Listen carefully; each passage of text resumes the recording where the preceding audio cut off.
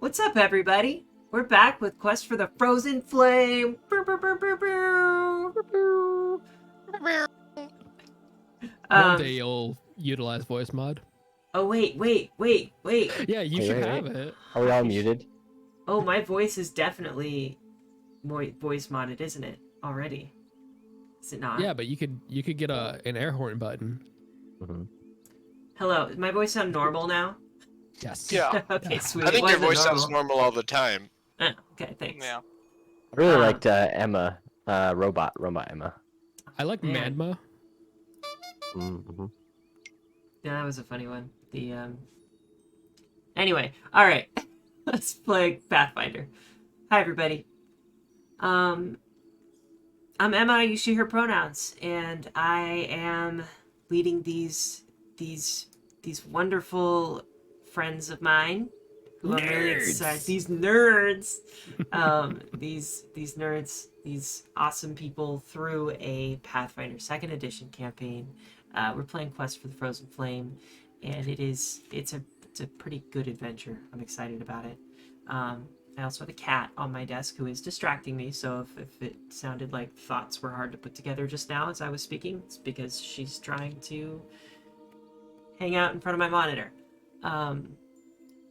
Tommy, would you introduce yourself for us? Sure.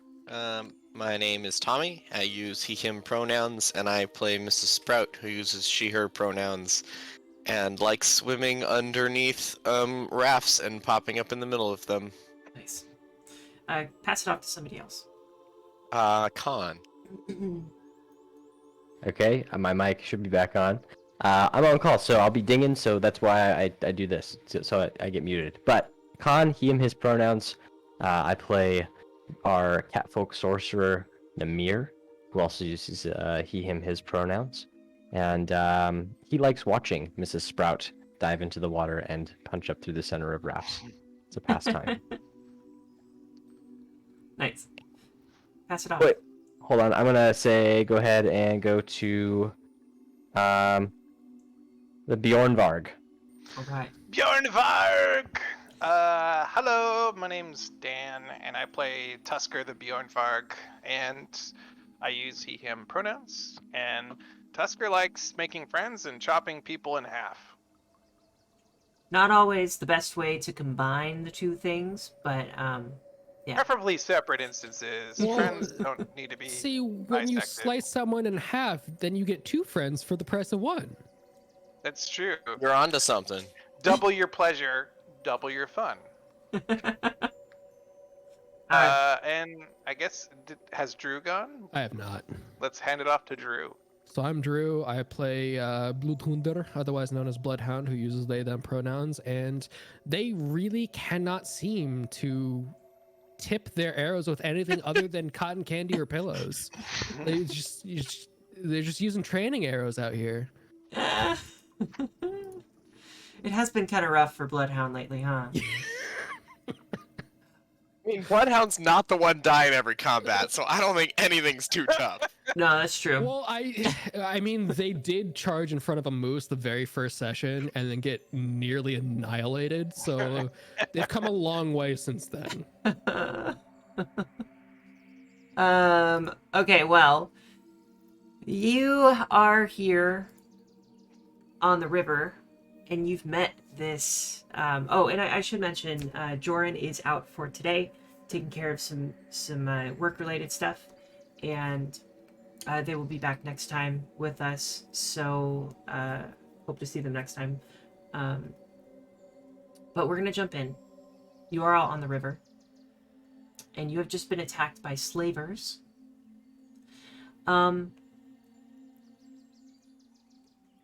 And you've also rescued a halfling woman named Harbina Farwander.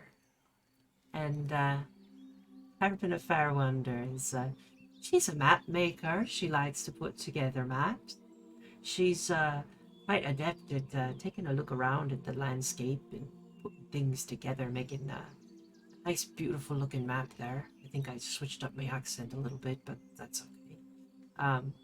And Harbina is from a far-off land. She's been traveling on her own for quite some time. She got picked up by these slavers. And she gets to know you all a little bit as you walk back to camp. Do y'all mind if I kind of fast forward a few things a little bit here? Yep. Go for Um, it. so you're able to lead Harbina back to your camp with the following, and anyone who is interested in who this woman is eagerly welcomes into the following, ready to take care of her. And I think you might even come across like the elders. What's up, Tommy? I don't mind the fast forwarding, but I currently have 2 health. Oh yeah. Feel free to let's see how we can I'm a heal little up. concerned if we fast Yeah. forward to the next battle. Yeah. I also need arrows because I ran out that last one. So Cool. Yeah, we'll make sure we got some time to Okay. role play out healing and getting, making sure we have our supplies with us as well.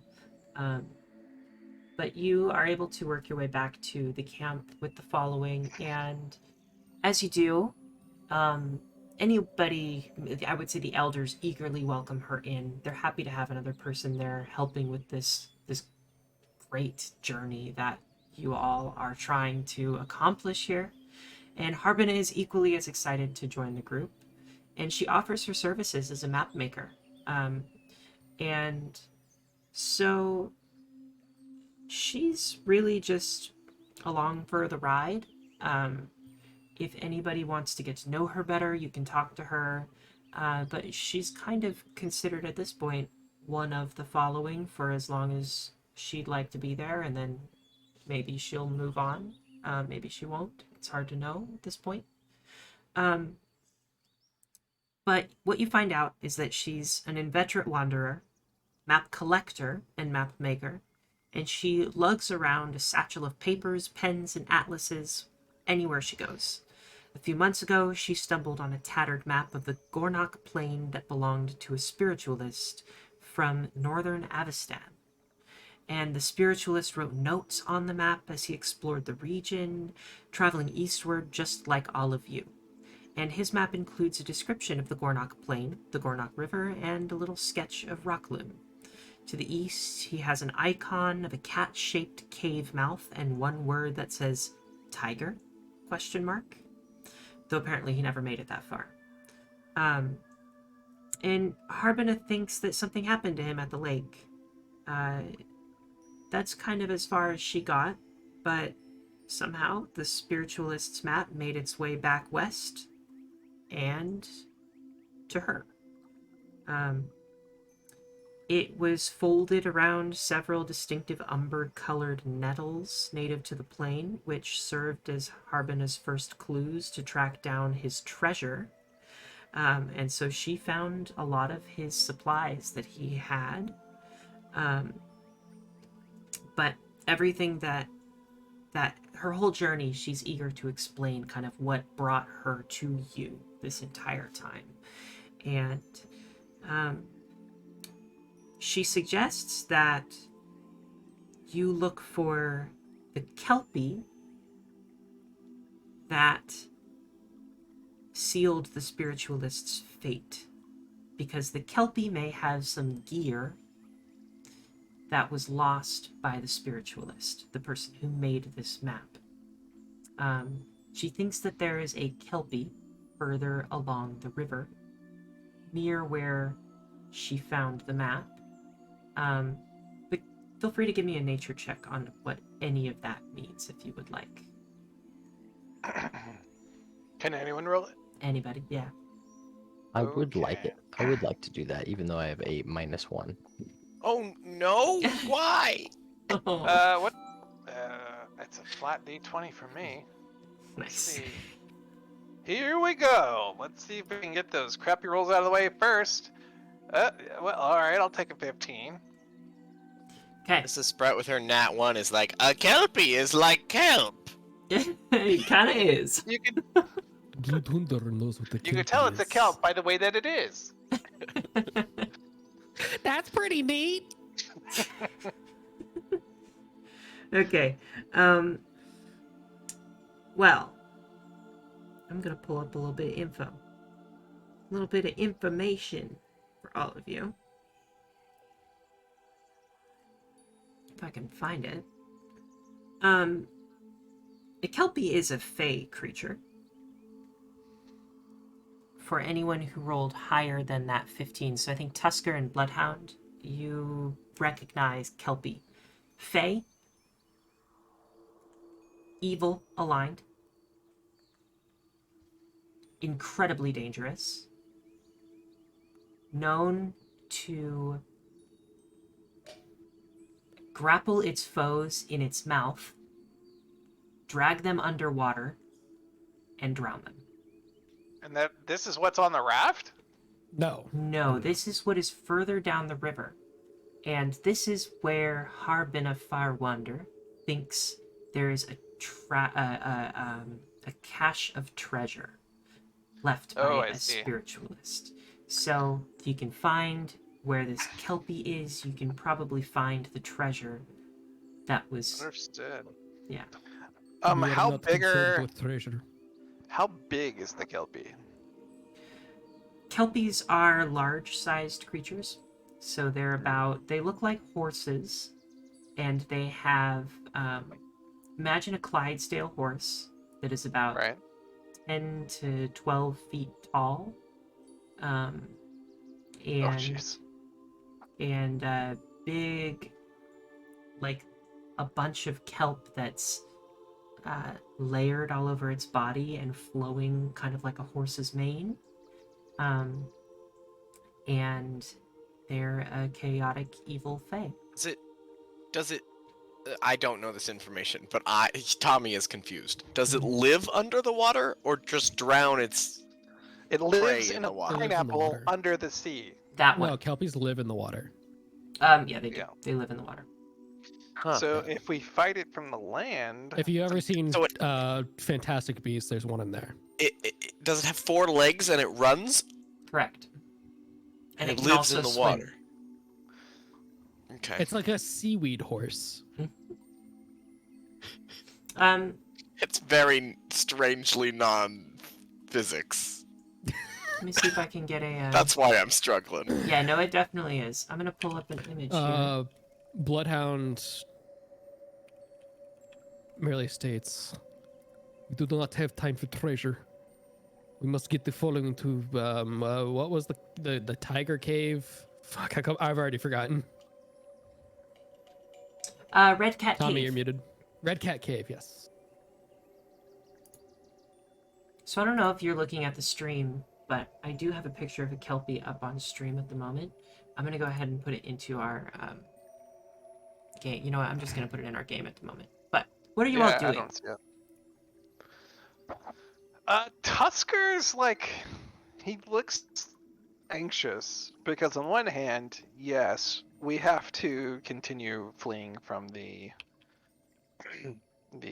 fire people, but on the other hand, Kelpies sound really, really bad to just leave hanging around areas where people might get killed by them, and he feels obligated almost to take care of this creature before it harms anyone he would consider a friend. So he's torn by obligation and by duty.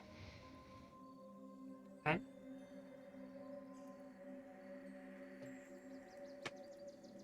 What do you all think? Is it time to find the Kelpie or no? Mrs. Sprout thinks that she needs to heal up a little bit, but she thinks she might be uniquely positioned to act as bait.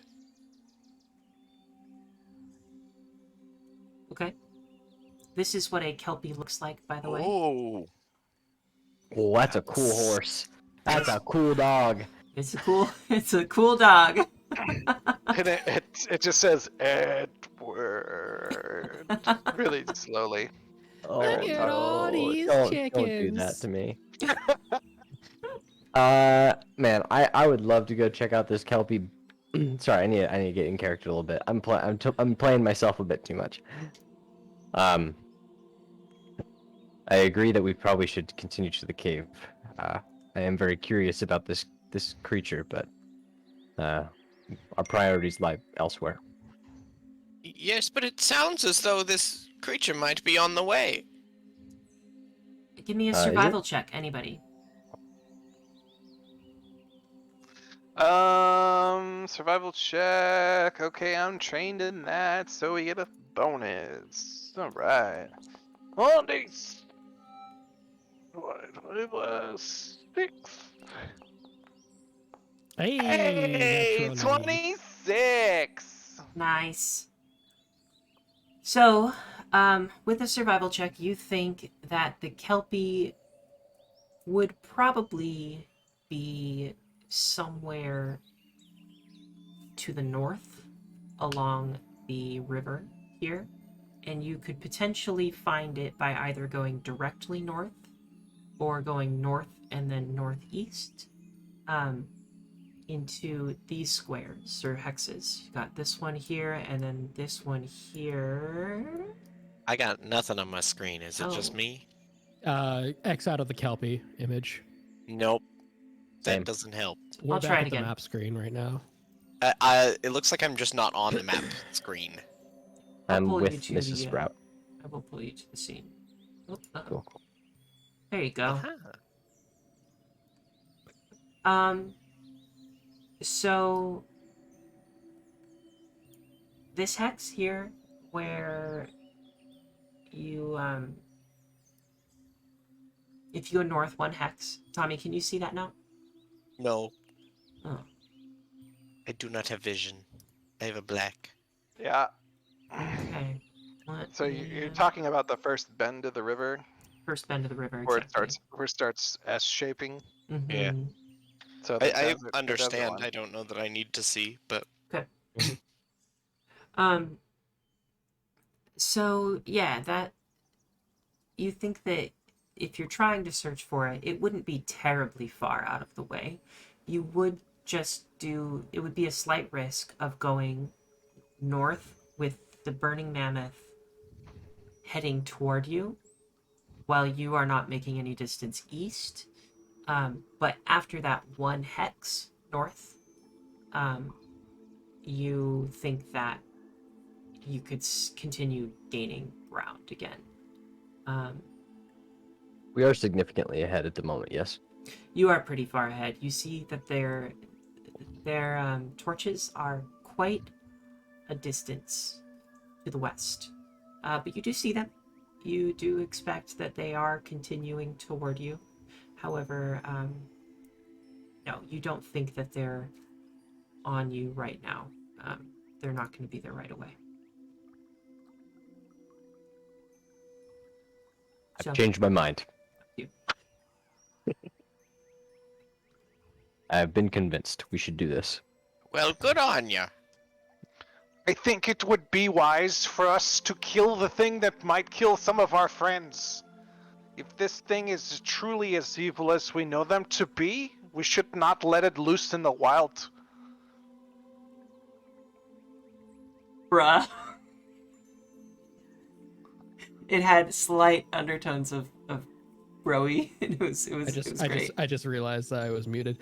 Our friends are here and not in danger. Yes, but some of these people might come back this way once the threat is past. If we leave this creature near the waterfront, it might attack and drown them. When the following comes back this way, we will be with them. How do we know that? What if something else happens to us along the way that requires our attention elsewhere? We are in danger of the burning mammoth, They are far enough behind. and we will lose days traveling up the river. A day here, a day there. You gotta take a break sometimes. I think this would be worth the risk. Shall we put a vote to this? What say all of you?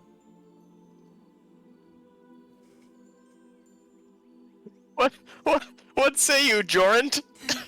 Jordan. Yeah, Jordan's really not contributing this session. I don't know what's going on, but uh, I believe we should continue north and face this along the way. I think it would probably benefit us in the long run. Okay, so I think we have 3 of us. It's 3-1. It's 3-1. saying we should go north, and one of us saying we should continue going northeast or east. So I think we'll go ahead and head north. But before we do that, feel free to take some time to heal or Yes. craft or whatever. Let's Yeah, I would like to re-up on arrows yeah from the village Fletcher. yeah. The following Fletcher. Give me So- a well, you know what, I think I'll just say that anybody is willing to help out the lead scouts as much as they can right now. So I would say in terms of ammo, anybody is able to get 1 more set of ammunition.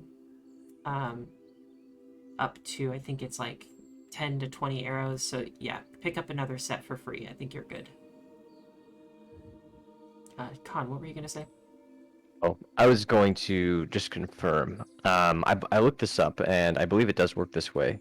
Focus spells are spent just with focus, and you can refocus every 10 minutes to regain a focus point. Mm-hmm. That's my understanding of it. Yep.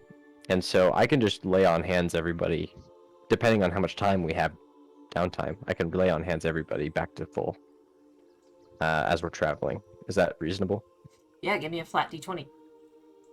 Oh, okay. Luck I check. can do that. Emma, am I... When I resupply, am I also losing the action to scout the next tile? You are... No, I don't think so. I think you still get that action. With an 11, Con, Mhm. yeah, you're fine. No interruptions.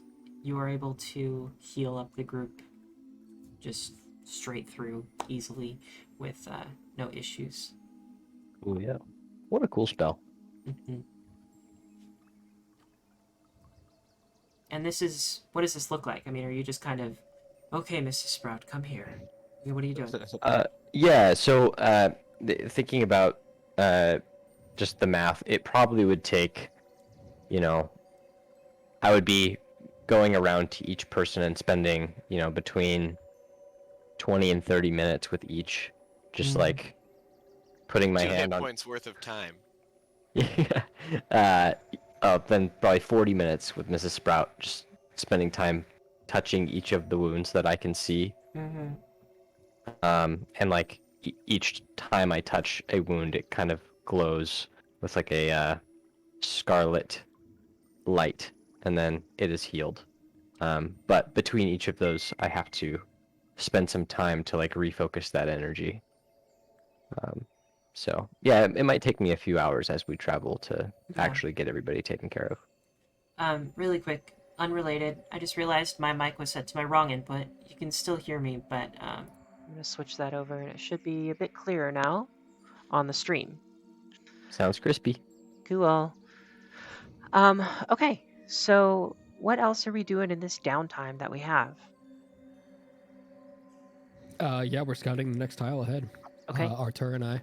Okay. You have a young 16, 17-year-old scout in training who wants to join you, Bloodhound. He walks up to you and he says, excuse me, your name is Bloodhound, yes? Hi. I want to do what I can. I want to help. I don't know how to help all the time, but I thought that maybe if I joined you, I might be able to do something rather than just sit around. Do you mind if I come with you?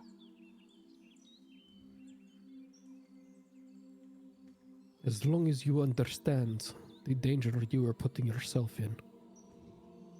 Well, we're all in danger here. I think whatever I can do is best. I'll come with you. Then you are doing so at your own risk. I understand. He pulls out this makeshift bow that he's created. It's definitely nothing special, but it should do the trick. And he explains, my name is dang it. Uh,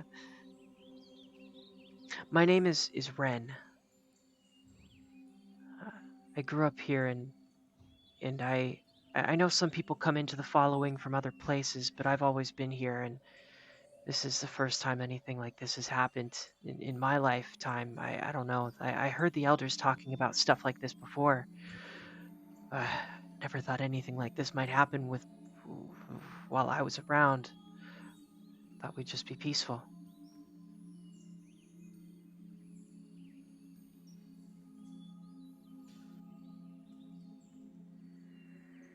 It is at times like this I wish I had something more effectual to say.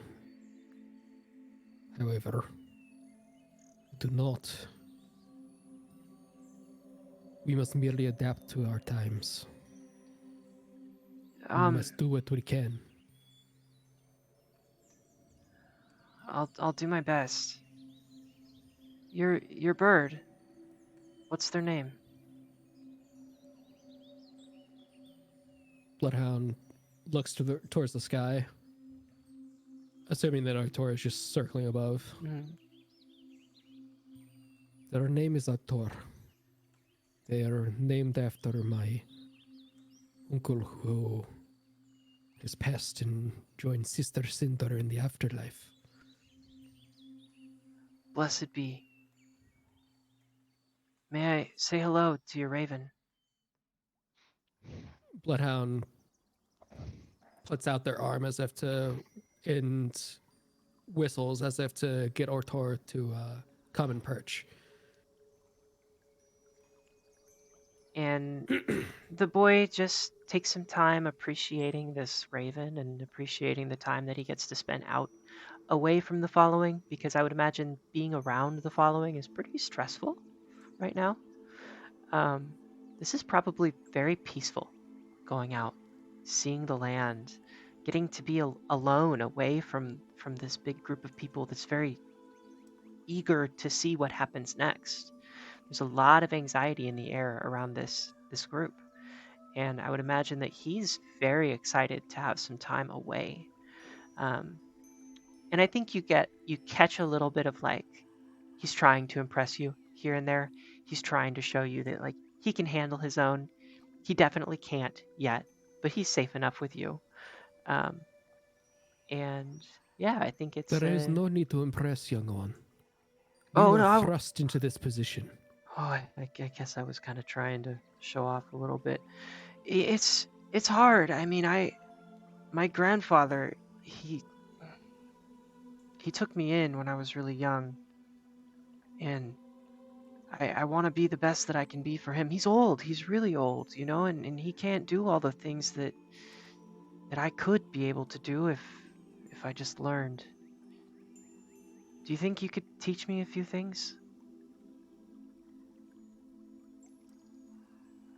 I think that at the end of the day, that is up to you. Okay, I'm willing to learn. He kind of has an awkward smile on his face. He's like ready to go. He's like, yeah, let's learn how to survive, I guess. All right, go. Jump off this cliff. Fly! Oh, so yeah, no, he's grateful to have the time away, and he's grateful to get to know one of the lead scouts. Give yourself that initiative bonus for next time. You end up in combat. Doesn't that go to the whole group, or is it just me? Yeah, it does go to the whole group. Nice. Mm-hmm. So you make your way north 1 square, and the burning mammoth does seem to approach 1 square closer. Evening sets in, and it's a quiet night.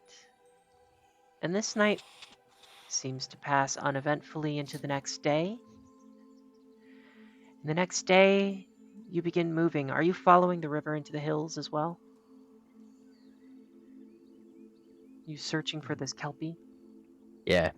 I think so. Okay. So I will tell you, in searching for this kelpie along this hex, you don't find anything today, but you do notice some signs that there might be a kelpie further to the northeast. So I think we're continuing toward the northeast then? I would say yes. Okay. You make your way. Well, Go ahead. sunk costs. Let's do it. Yeah. Now you make your way northeast, and give me your survival checks to search for this kelpie. Oh man, what is my survival? Oh, it's not bad. Let's see if I can roll another nat 20. Ah! You won't. No balls. 18. 18. Survival, yeah. See if I can beat that. Tusker. 19. 19. You son of a bitch. How about a 25? You son of a bitch! So it's got one up the Tusker. Namir kind of walks out with them and sees all of his compatriots kind of implementing all their skills, all their understandings of nature. They're holding up leaves and like seeing them in the sunlight, and Namir's like, I got nothing. I'm just gonna let him go. It's weird. Pulls They're out a- all pulls out a fully dowsing naked rod. and They're covered in mud. snorting Like, what's going on? acorns. Like, what are they doing? Tusker keeps saying things like, if it bleeds, we can kill it. I'm just gonna let him go.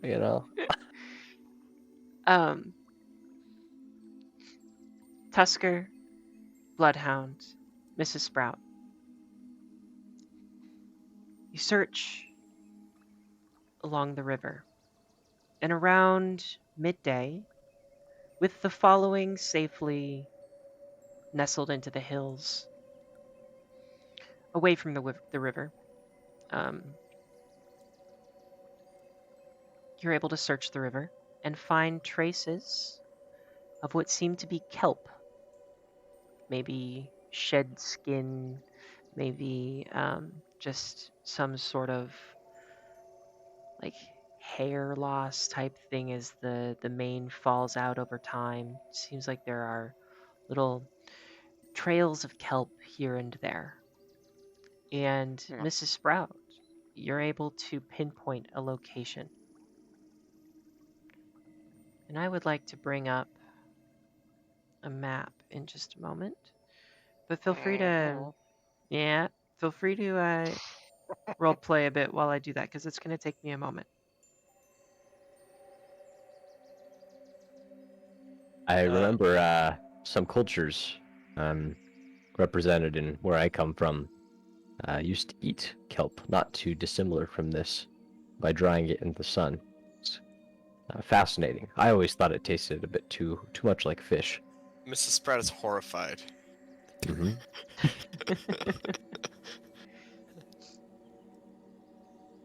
Namir's gonna take one of the pieces of kelp and kind of taste it and then just toss it away. I too once adhered to a vegetarian diet. Yeah, I don't know. Some other people like me who decide that they don't want to hurt folks, hurt creatures. They will use this as a faux fish alternative. I don't like fish itself, so doesn't really do it for me. But I'm not sure you guys know what this is. This is not a animal product alternate. This is an animal product. Uh, look, y'all were talking about Kelpie things, and I just, to be entirely honest with you, I kind of blanked. I kind of looked off into the distance. Didn't mean anything to me. Is a kelpie not a plant? Most kelp is, but this is not. It is a creature that is made of evil. We should put it down. Well, evil does taste a lot like kelp, or maybe the other way around. I Evil would taste never have evil guessed that. often. Were we not taught not to use the whole creature? Hey, from Whippa.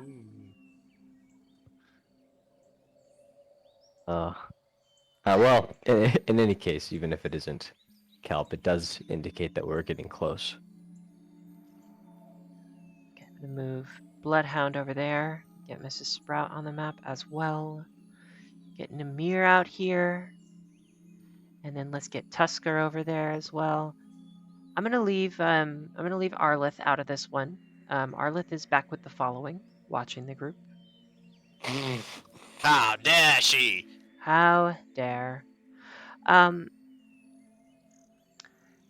you are here on a river front. And Mrs. Sprout, you see that the trail of kelp leads to about where I am pinging at the moment. I am relogging in because I realized it was probably my fault that my map was not working. Oh Coincidence, I'm no. also doing that. What a weird turn of events, huh? Is anybody able to see the map? Bloodhound and It Tusker? I is can see the map. Okay. Bloodhound goes and sniffs the Loading. square that you're pinging. Okay. I'm Yeah, kidding. that's kelp. It smells kind of salty. You know? Yes, it is kelp. Delicious. okay. Cool. I Okay. have to say, Namir took a distinctly Texan affect for a Namir? moment, but I don't know what came across God him. damn it, Namir!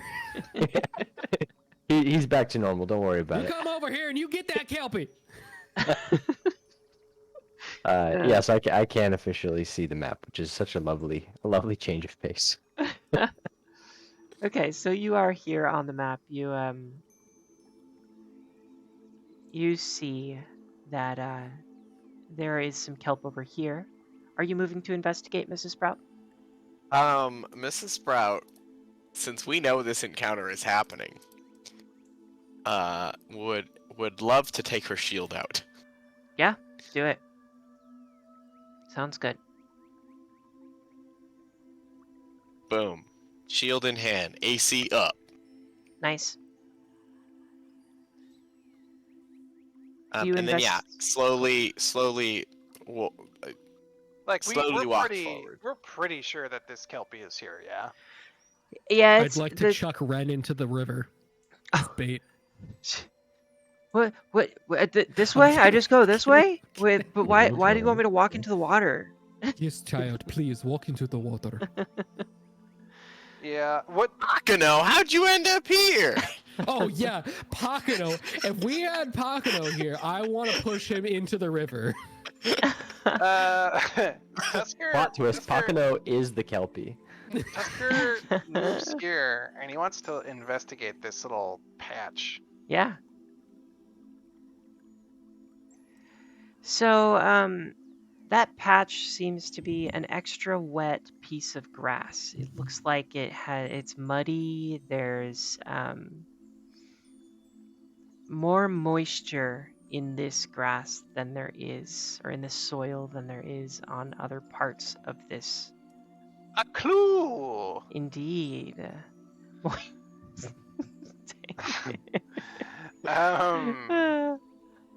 Yes. my god. Yeah, It's fairly moist. I think Tusker is going to because Tusker was one of the few that got information. He had information about the Kelpie. Like he was aware of how they were, right? Mm-hmm. And you know what? Give me a perception check on that patch Okay. of grass. Let's see. What is my perception? It is pretty good. It's an expert, so I get a +8, I believe.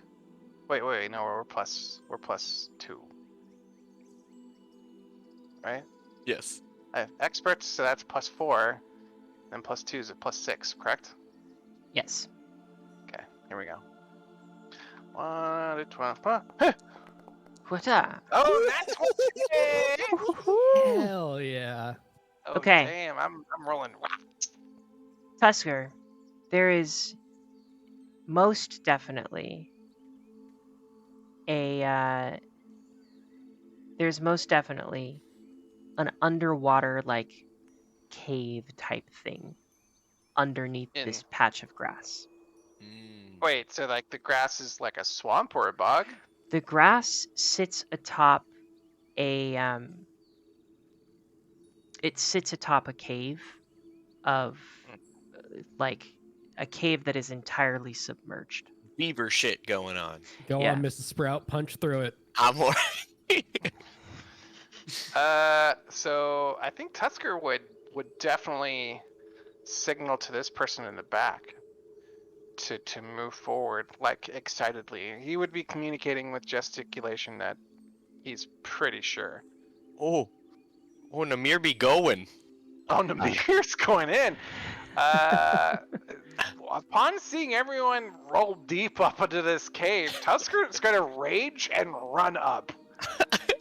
So I would like actually just from everybody, because I think it's fair to say that we're getting close to possibly entering combat if there is a Kelpie around.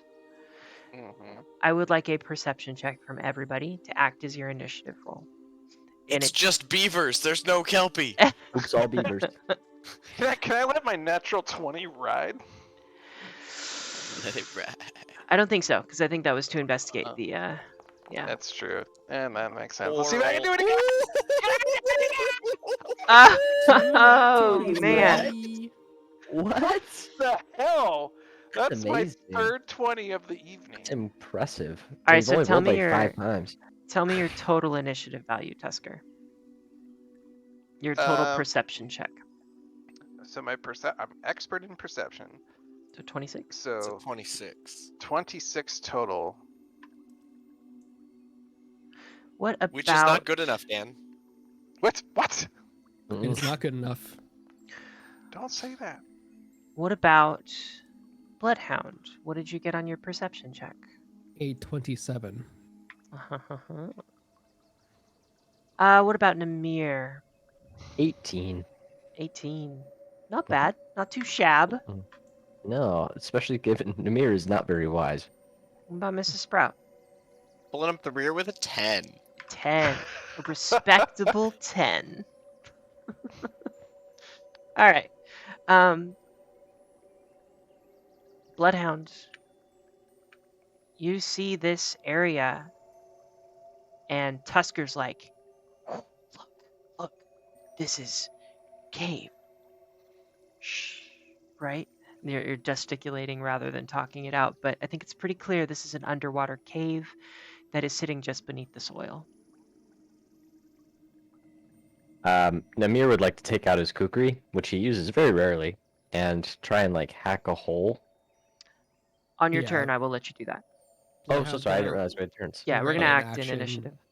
Ready in Bloodhound's action? gonna ready in action by pulling out their bow, cocking it, and waiting for someone to bust open the cave. Okay. Yep.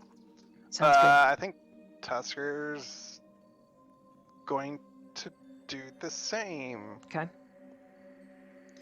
So Tusker, are you readying in action then to attack anything that might be in there? If the Kelpie comes up, then Tusker will attack it. Okay. Namir, go ahead. Yeah, I'd like to spend however long you feel like I can spend with my 3 actions to take my kukri and kind of go around and try and make as large of a hole as I can, like hacking down in underneath the sod Mm-hmm. layer, Mm-hmm. just to see if we can get some view, some sight into this underwater cave. Now, are you trying to walk around this whole area, or are you trying to like kneel in place and do this to one spot? Let's say I just want to expose this square. Okay. Yeah, give me. Actually, I'm sorry. I'm seeing that Tusker is like getting ready to Mhm. whack. I want to expose this square. Yeah, give me 3 damage rolls on that square with your kukri. You got it. Oh, just y'all wait. This is the first time I'm using this kukri. You're gonna be Oh. absolutely blown away. This is Minus the kukri of 5. cave shattering. Damage rolls. 3 damage rolls, yes. I'm inspired. Wow. 4 damage. Mm-hmm.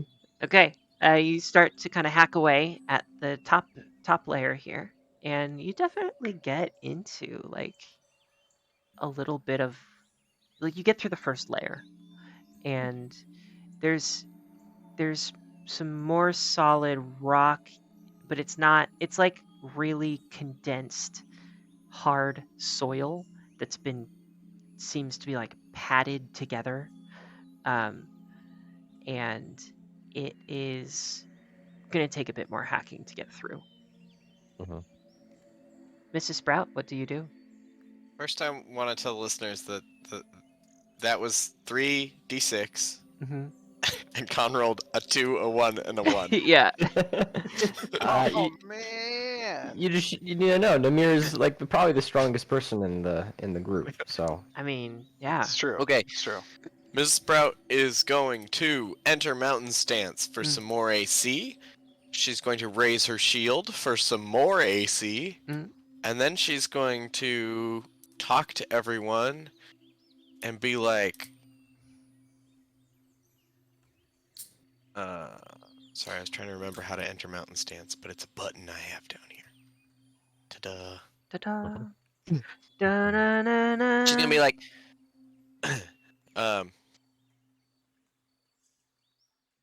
y'all don't know how to beat bait very well. And she's gonna splash into the water here with one movement. Boy. That is why I told Pakano to go into the river. All right. So that does trigger an action Mm-hmm. that I have prepared. Mm-hmm. Mrs. Sprout, Yes. next to you in the water appears a large horse-looking creature that you have identified as definitely a Kelpie, based on what you've all talked about. And this creature used its 2-action ready to give itself 1 movement from the center of the river over toward you. And now it is the top of initiative. And our Kelpie is our first in initiative with a 31 for initiative. What a fucking dick! What? A fucking asshole! What? Does Bloodhound get a shot? We already actioned. You did already actions. Tusker, I think your action was to swing, right? Yeah. Okay. Bloodhound, your action is to shoot, correct? Yes. Go ahead and give me your shot. I wanted to make your thing work, Drew. Thank you. Oh, I'm too far away, aren't I? Yeah. You are too far away. It is in the river. oh, What happened? No. Oh, and that one. Drew! Use a hero Oh, point. Use a brutal. hero point if you want. Yeah, I'm gonna use a hero point. How do I mark that off on my sheet? You've used Top your left. 1 hero point. It's in the top. Something. Underneath your top name. Center. Oh, yeah, I see it. Okay, I've used 1 hero point. Does that mean I get to Oh. reroll it? You know what? Mhm. Everybody, give yourself a hero point for rescuing Harbinifarwander. That's Nice. great news. Yeah. That means I can die twice now. Wait, were we supposed to start with 3 hero points? Nah, just the one. Just the one? Just Okay. 1. So now I have 2. Okay. Then I get to reroll that, yeah? Yes, you do. Mhm. Nat Nat 20, no Nat way. 20. Nat 1 to nat 20, You baby. can't make this up. You can't make it up. Yeah, this is wild. Wow. All right, go ahead and roll your double damage and whatever critical effect you have. That's gonna be Nice. 18 damage. Boxcars. Oh my god. Huge. Okay, 18 Right damage. between the eyes, baby. He's allergic to cotton candy. That was 18 out of 24 max. That was a Yep. really good roll. Yeah, that was a really solid roll. All right, hang on a sec. Let's do that. Mrs. Sprout. Sorry, 22 max. It's even better. Mrs. Sprout. For its first action in initiative. Give me what you got. Let's see. Let's get some music going. Oh, this one's a banger. This is This one of my one is a favorites. banger. This is the best one. Nat one! No way! You. Oh my god. That's not a crit though. There's no way that's a crit, right? Plus 13. It's just barely a crit. No. It's a nat Oh, 20 that's though. So sad. I know. So nat 20 is always crit.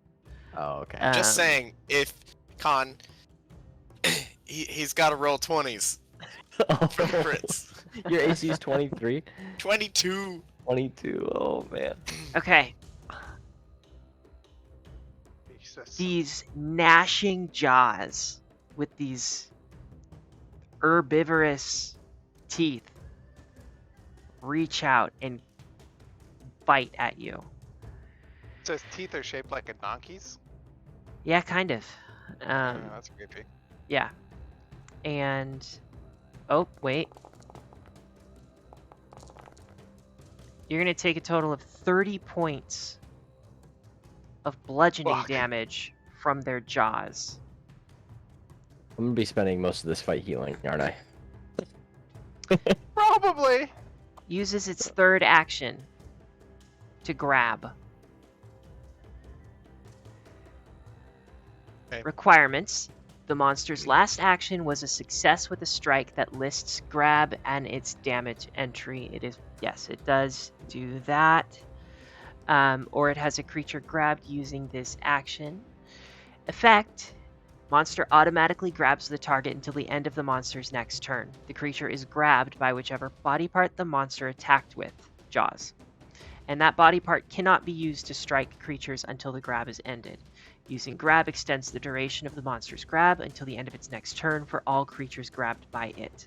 Grabbed creature Till can the use end of its next turn?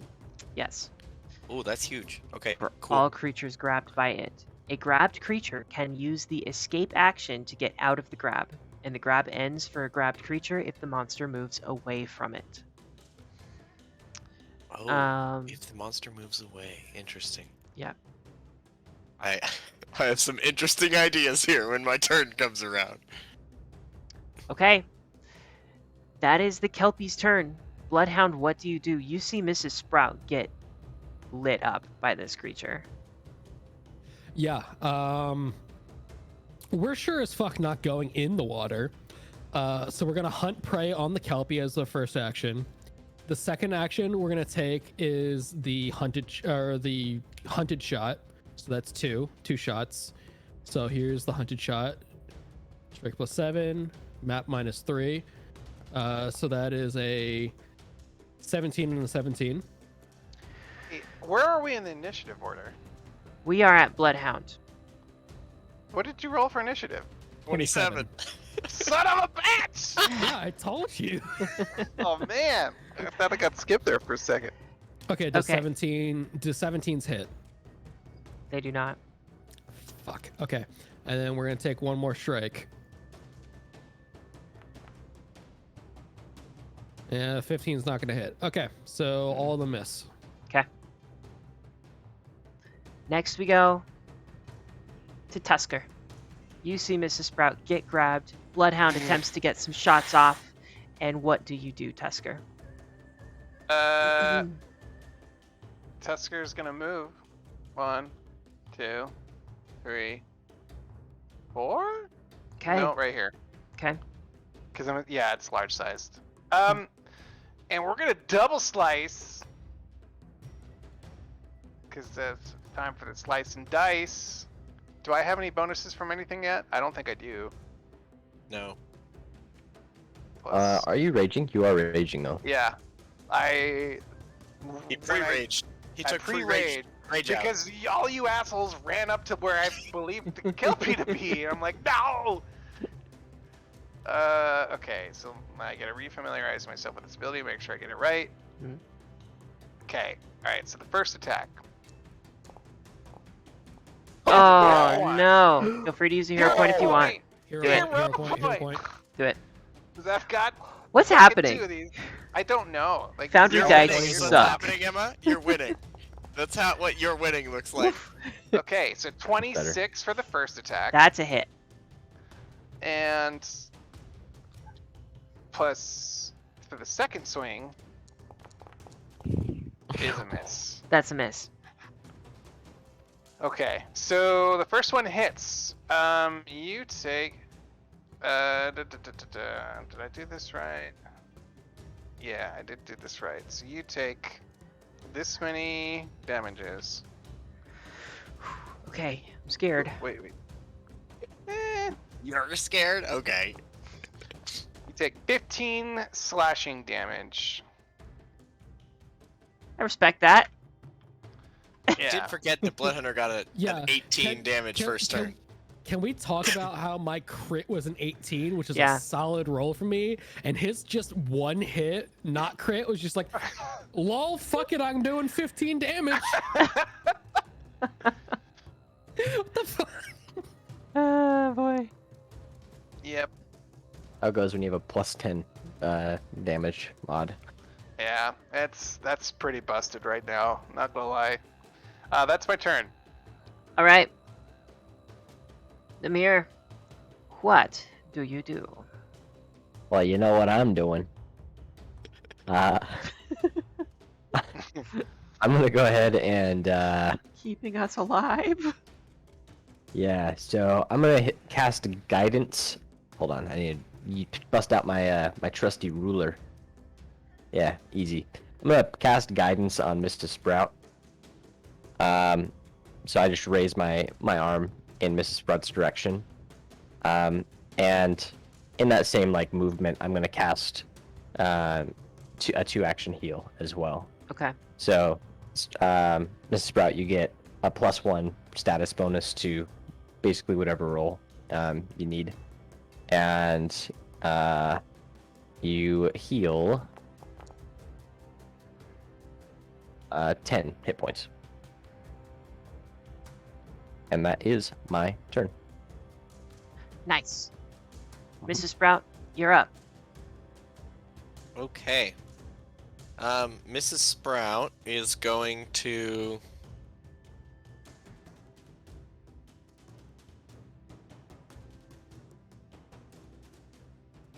She's gonna... Okay. She would like to...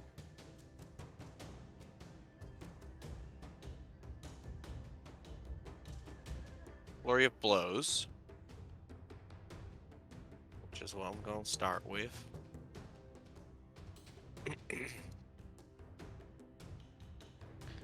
Why can I never find the buttons I want to click when I need them? Does anyone else have that problem? Mhm. There it is. Hold on. So, we're going to do a first one and a second one. Oof. Nice. 24 and a 12. 24 hits. 24 hits, we're going to roll damage. 24 hits for 11. 11 damage. Nice. And you need to make a... What does Stunning Fist Fortitude. do? You need to make a certain check, but I have to remember what it is. Stunning Fist. Fortitude. All right. DC 18 Fortitude. 25. That's gonna pass. Cool, you're not stunned. I'm going to raise my shield. Okay. And then take cover. Okay. On the Kelpie's turn. Start of round 3. 2. 3. Two. I think. Startup Because round. it was a pre-round. Indeed. Our Kelpie. Oh, Con, I did not write down how much you healed me. You regain 10.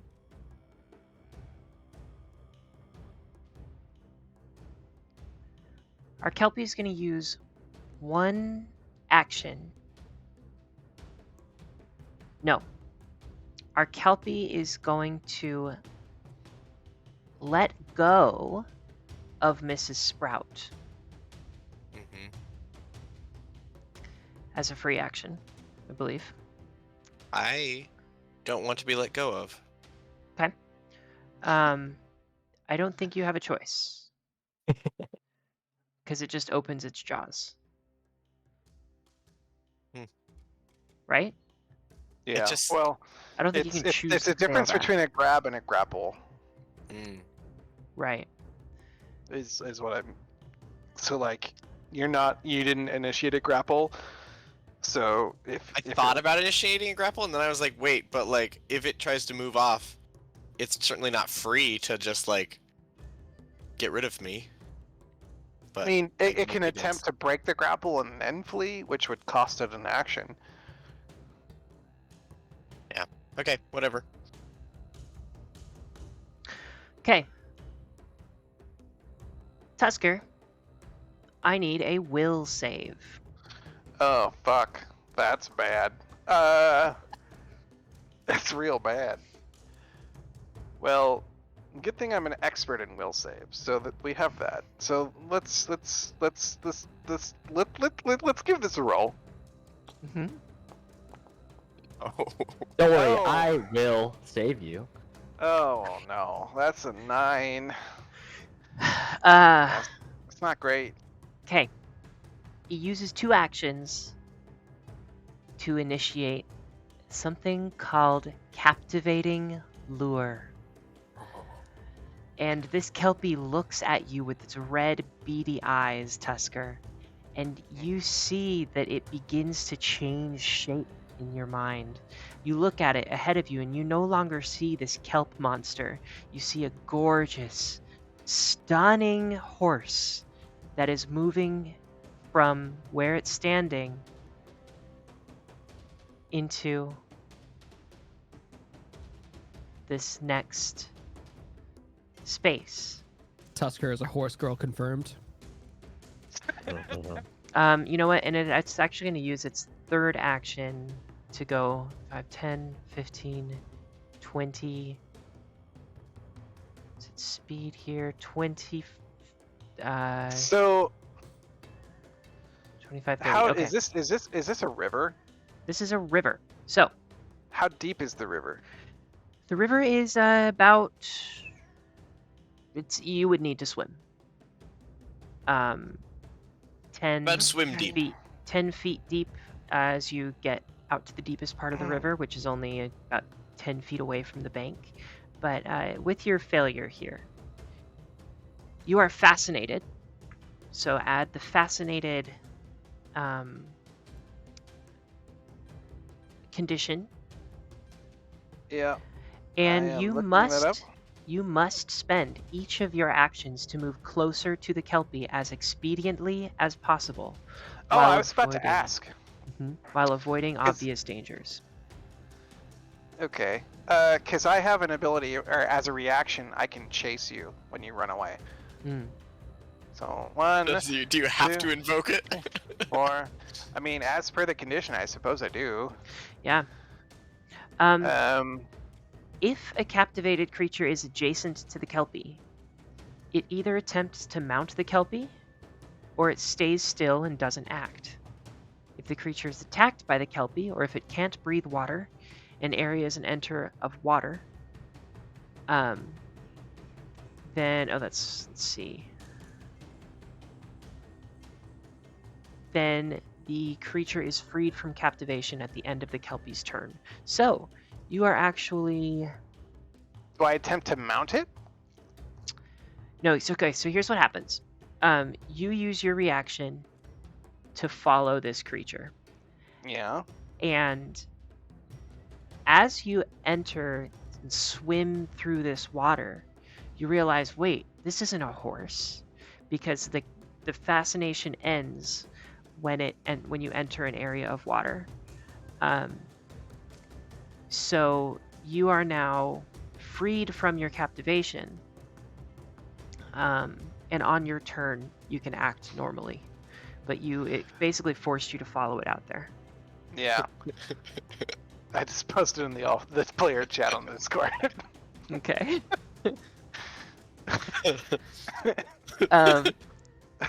Next Yep. up is Well, I'm out in the deep water, boys. next up is Bloodhound.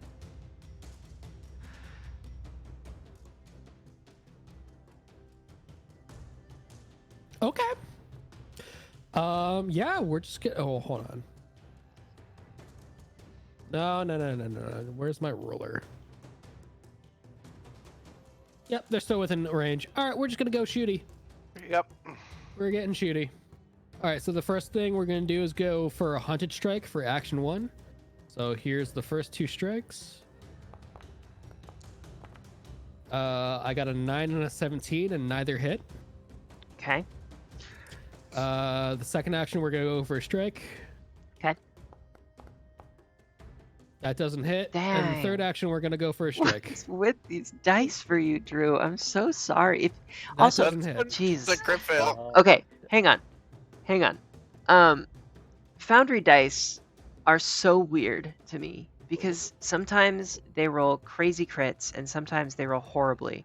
If any Yes. of you want to use physical dice, you are more than welcome to do so. Okay. I will use physical dice on my next turn. You can Because re-roll one of those if I- you would like. I'm kind of over the Foundry dice right now. Yeah, I get it. So Would can you I like to- re-roll one with the physical dice? Yeah, take a re-roll, All right, please. I'll re-roll the last one with the physical dice. So that still puts me at a minus something. It's a +1 altogether. All right, I rolled a 19 that time. That's a hit. Nice. Cool. I believe my damage is just a flat d6. So here we go. That's a 5. A 5 is great. Cool. All right, next we go to Tusker. You are out here swimming in the water. What do you do? Tusker Ride is the very, horse. Ride the very horse. confused for a second. Since he's no longer fascinated, he's like, "Oh, you will die, vile beast!" And he'll double slice as his, that is what he is wont to do. Mm-hmm. So first attack is a 12. Oh, that's not great. Nope. And second attack is 23. That's a hit. Okay, you will take this many damages. 17. Mm-hmm. And Tusker. Yeah. The Kelpie Oh, falls yeah. as Wow. you strike with that second blade. All right. I want to attempt to drag the Kelpie to shore. Okay. Give me an What athletics do I need check. to do? All right. I would like 3 Uh, athletics checks. Okay. Okay. Here we go. One for each action of a turn, basically. Yep. Oof. Oh, that's not great. That's terrible. Wait, do I need any Okay, bonuses for okay. raging? I don't know if I do. Does struggle to Tusker start. go under with that? Because it's kind of a swim check at the same time. Let's Right. see. Yeah. The 9. Does Tusker go under with that? I think you do. Yeah. Okay. Okay. I see Tusker go under, and Bloodhound's gonna dash and jump into the water to help him. Okay. Can I also cast guidance on Bloodhound Yes. as that happens? Thanks. Yeah. And my last roll is this. So a 20 and a 25 follow the natural one. Okay. So maybe you start pulling and this is such an awkward thing to grab and you get pulled under the current. And then Mhm. Bloodhound's like, nope, that's not happening. Jumps in the water. Comes to help you. Bloodhound, can I get an athletics check as well? Yes.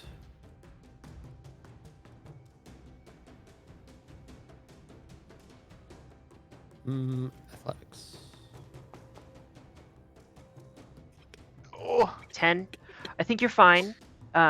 You're not able to gain much ground, but you're there and you're able to at least get a handle on this Kelpie. Yep, I'm rolling a physical dice next time. Yep. oh. Mrs. Sprout will help if it's necessary, but she Yeah. didn't want to spend the energy if it wasn't. Yeah. I think with Tusker's 20 and 28 or 25, between the two of you, you can drag this Kelpie back to shore. Cool. And what do you all do? Well, Tusker, the reason why Tusker wanted to bring it ashore is once it is, he beheads it. Okay. And he's going to put somewhere. Absolutely nobody. Tusker. I want to behead it. Tusker's going to. He wants to find like a piece of terrain where it makes sense, where the flame clam chasing us will see it, and he's going to basically make a grim totem saying, like, we've killed this nightmarish creature. He just wants to see if he can Don't fuck with us. get in their heads a little bit by like putting this thing on a stake and being like, continue at your own peril. Yeah, I like it. You're able to set that up pretty easily. While he's doing that, he looks back at everyone and says, "Hey, why aren't you looking for the treasure this thing supposedly had?" Mrs. I'm Sprout. actually gonna do that. Yeah. What kind of bad omen do you think Mrs. will bring about putting a Kelpie's head on a stick? Hey, you never know. So Namir, are you going to continue kind of striking at the top? Yeah. Okay. Mrs. Sprout is just gonna go under the water and try to walk in.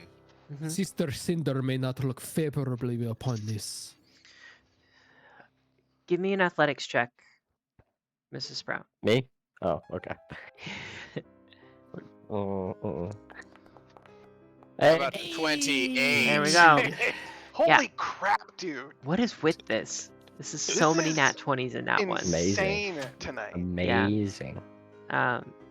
So you make your way into this cave and look around, and you find a few things.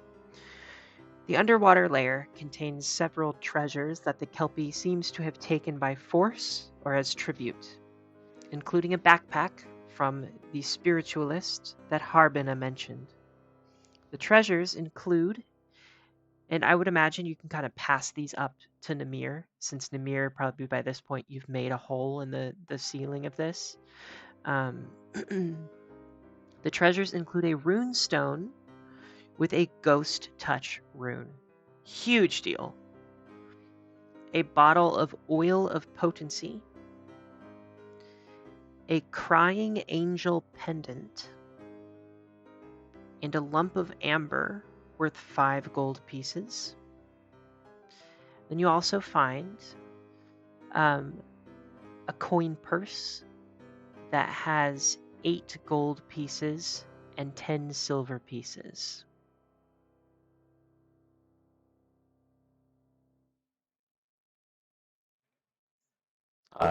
Hey, I don't know what most of this does, but I imagine it would be useful to some of you if everybody wanted to come and take a look at what Mrs. Sprout found down there. And the way that you all can kind of spend money here as you come across it, remember you're not in a civilization, right? You are here out in the wild, you are hunter-gatherers. But everything has a purpose, everything can be reused, everything can be brought or traded, and so the following can kind of help you exchange things for other things. So while you're not going to go find a shop, you can take it to the Fletcher or the what are some other the butcher or different people within the following who serve different roles. And so really anything that you could buy with gold in Pathfinder 2nd edition, you could buy through the following, as long as it seems like a fairly common item. If there's something that's rare, you might need to wait a little while until you come across someone to trade with, and I can let you know when that would happen. But most common items you can purchase things. You can purchase. But yeah, that treasure's a pretty big deal for that ghost touch rune. Oh. n- Uh, Yeah. Yeah, so can you remind? I mean, I just looked up what it does, but what is it exactly? How do we apply it to whatever we want? Yeah. Are you looking at it, Tommy? no, I just looked up the oil, Yeah. which is also a huge deal. Yep.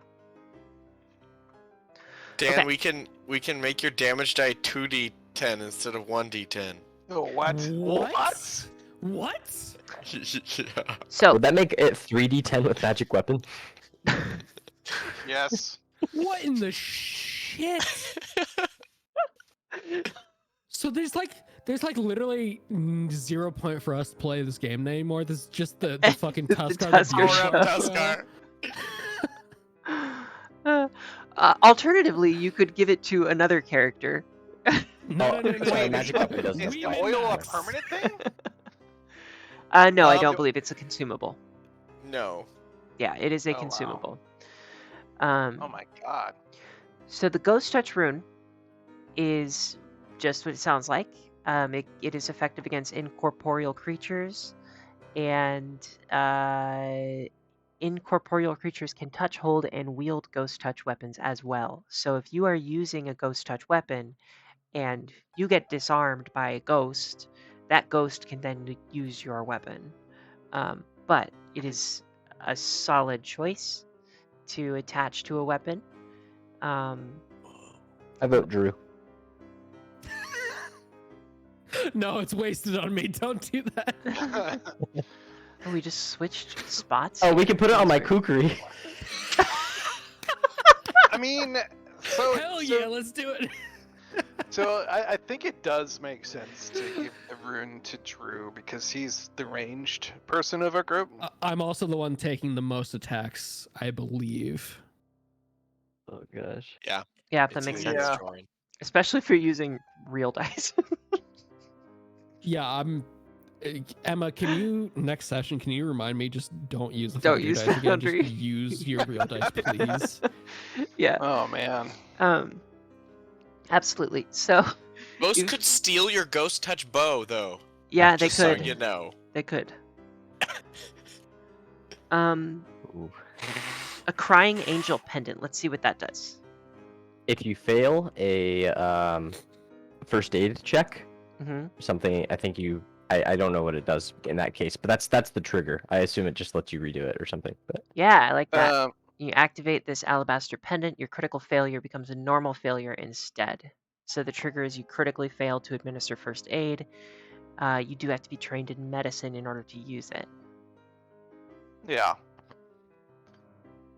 that That's would either be me or Sprouty, but probably I Sprouty. can't. I have no medicine training. Oh. I'm nature as medicine training. Well, I guess that's probably me then. All right. Cool. So is it a consumable? Like it doesn't really. It is a consumable. It's got the keyword. hmm Okay. Just once. So, you all defeat this Kelpie. You find some pretty useful treasure that will probably come in handy at some point down the line. Foreshadowing. Woo. But literally, Drew, I have a question. Yo, what's up? If we get a bunch of money or some money, is it plausible that you would upgrade your bow? I would hope so. I'm not well versed in Pathfinder second edition, so I don't know what I would upgrade it to. yeah, let's look into that. I like that idea. Because I have to have like thousands of dollars for me to upgrade my hand wraps. Mm. So God. I'm just wondering if we are gonna spend a ghost touch rune on something that if we get some money you might end up Yeah, like I would rather switching. use the rune on something better than what I currently have. Right. Good call. I think we should not use the rune yet, and we will Yes, figure it out. by next week. highly agree. I agree. I don't remember how to add stuff to inventory, so it's been a minute. It's a since we've drag done and drop this. feature from the compendium, which Okay. is over at the top right under compendium packs in the in Foundry, and it's going to be in let's see, Items something. should be equipment, I believe. Yeah, it's going to be item and then equipment. Yep. Ghost. So Go ahead. Ghost touch I was just gonna say, while it is a consumable, and maybe somebody can correct me on this, I think it's a thing that you affix to armor, like you put it on a piece of armor, and when you wear that piece of armor, it has that effect. It's not just like one critical fail is Yeah, that makes turned into a sense. failure. Yeah, because it's worth 7 gold pieces, so it wouldn't make sense to be worth that much if For it's just a a one-time for- use. yeah. Yeah. I think it does, though. It literally saves someone from dying. I can look up how it Just works. But it does for say it's semantics affixed to armor. So sake, Emma, it just says ghost touching equipment. Mhm. I'm assuming that's just the rune. Yeah. Okay, cool. I put it in my inventory. Cool. Drew, it appears that 60 gold is what we would need for a hunter's bow level 3. Okay, rad. That doesn't seem that hard to achieve. You would get +1, and if you use it to strike a target that can't see you, you crit. Which is really good for what I'm building. You know, I'm pretty sure the angel pendant's worth 75 gold. Ooh. And the ghost touch rune is also worth 75 gold. I don't know what the oil's worth. It said Emma, can we put in an order with the following yep. Fletcher to build us these items? I don't. We don't have the money. Because we don't have money, but can we be like, oh yeah, I'll go fetch these materials for These you ingredients. on this quest if you'll give me this item? I think that you would need money to pay them to do it. Okay. Because they are probably in a position where resources are short at the moment. There's a crafting mechanic, right? Where There like is a you only have crafting to pay mechanic. like half the cost if Yes. you craft it. And Yes, but you can go to Arlith for that as well. Yeah, we would need Arleth to do that because I am not skilled in crafting. Yeah. No. But that would be 30 gold. That would mean we're like almost halfway there. Yeah, but the problem with being lead scouts is we're not getting paid money. We're getting paid room and board. Here's some fish! okay, I found out that talismans are one-use items, and because I'm not actually doing medicine checks very often, I think we could sell that for 7 gold. I am also willing to pitch in whatever gold I have, which is 7 gold. Do we only get 10% of its value? No, I believe I it's don't know. different in Pathfinder. Let's see. Okay. You have Because two the these. pendant's worth standard 75. I think I'm seeing 7 on everything. Half its on price. Hmm? Half its price. So you would get 3.5 gold. I'm trying this pendant. Let's see what I see. Oh, I see 7 what? gold. Oh, I was looking at the ghost touch rune. That's 75. Yeah. So I'll Yeah, trade you yeah. a ghost touch rune for a bow. Might be worth it. I don't know. not a bad So trade. yeah, you put it on an armor. When you put it on the armor, it is used, and then it can be triggered One time. once. Still, you know, it's a cool piece of loot. I don't know if it really matches my specific style of like healing and saving people. Mhm. Yeah. Also, I don't mean to detract from the current conversation, but Emma, I just realized I am currently Arlith and you are currently Bloodhound. Yes, it has been that way for a little while. I don't really know why. I just noticed it. Yeah, no, it's all good. It switched us up, and I'm really not sure why because we're both here and whatever. But at least Agnes is still Jorant. Yes. Okay, so moving things forward a little bit. Mhm. You are able to wrap things up here at the river and take this treasure back with you. And let's get you back on that map now. Figure out which direction you would like to go next. Okay. So just for the following consideration, we have probably re-upped our water supply for the last time before you head into the mountains. True. Now, what do we think our pathway is going to be now? How do I draw? No, give me the drawing. Draw freehand. Probably something like like this? this. Yeah? Oh. That sounds good to me. It If you'd depends. like. I mean, The either way. only difference that I wonder is whether we want to go down or up here. Do we like Don't forest encounters? don't we take an extra thing of movement if we go into the forest? But at the same time, can we not re-up our resources in the forest? Yeah, like I think we would need to like get food and such. I think we talked about it last time, and the only Yeah. difference was that it's different encounters that we might see. Is that right, Emma? Correct. Yep. Yeah. But So there is same movement. more meat in the forest. All right. Yeah. So can we agree though that our next step is going to be into this hex That right one? here? Yeah, Yeah. for sure. Yeah. For sure. So we're able to move things forward a little bit. The following makes some ground. And you continue into the next space. A couple days have passed now since that Kelpie incident. And I assume that I'm healed. yes, everybody is back to full health.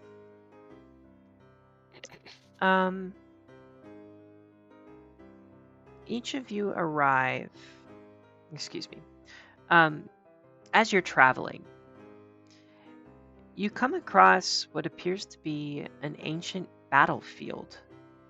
And if you have the ability to detect magic, I think you would notice that a powerful magic emanates from this area. And you're not really sure where it's coming from. Nothing seems to grow in this desolate valley, and fragments of rusted metal protrude from the churned earth, frozen into furrows over many icy winters.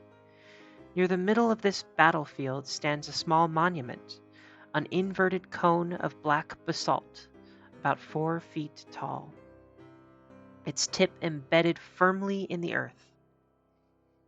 The flat circular side of the cone faces the sky.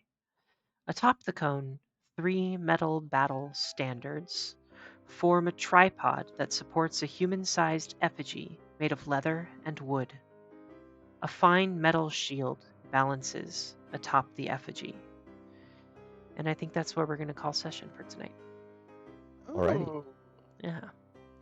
Thank you, everybody. Listeners, Thank you. viewers, we appreciate you being here.